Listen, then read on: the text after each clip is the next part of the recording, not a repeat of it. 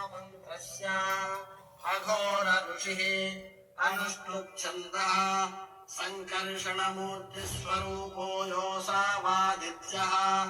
परमपुरुषः स नमो भगवते रुद्राय नमस्ते रुद्रमन्यव उतोदगिरवे नमः नमस्ते अस्तु धन्वने बाहुभ्यामुत ते नमः या दयुषि शिवतमा शिवम् बभूव ते धनुः शिवाशरव्या यातवतया नो रुद्रमृडया या ते रुद्र शिवा तनूरघोरा पापकाशिनी तया नस्तनुभाषन्तमया गिरिशन्ताभिचाकशीः यामिषुम् गिरिशन्तहस्ते विभर्षस्तवे शिवाम् गिरित्रताम् कुरु माहिपुंसीः पुरुषम् जगत् शिवेन वचसा त्वा गिरिशाच्छावदामसि यथा नः सर्वमिज्जगत यक्ष्मगुम् सुमना असतु अध्यमोचमधिभक्ता प्रथमो नुयो ऋषगु अहीवश्च सर्वाण्यम् भयम् सर्वाश्चयादुधान्यः दिव्यानाम् मुखा शिवो नः सुमना भव विद्यम् धनुः कपद्दिनो विसंयो बाणवागुम् उता अनेशन्नस्येषव आभुरस्य निषङ्गतिः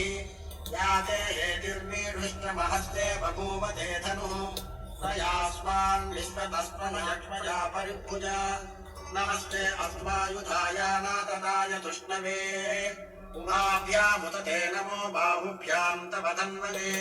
नमस्ते अस्तु भगवन् विश्वेश्वराय महादेवाय त्रयम्बकाय त्रिपुरान्तकाय त्रिकाग्निकालाय कालाग्निरुद्राय नीलकण्ठाय मृत्युञ्जयाय सर्वेश्वराय सदाशिवाय श्रीमन्महादेवाय नमः नमो हिरण्य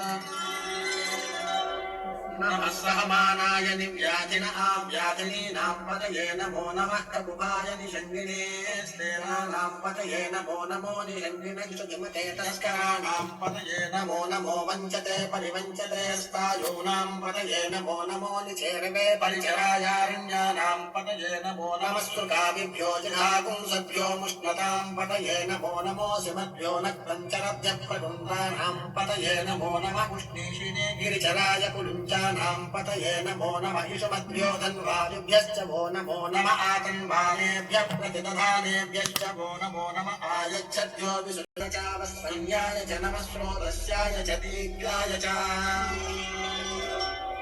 नमो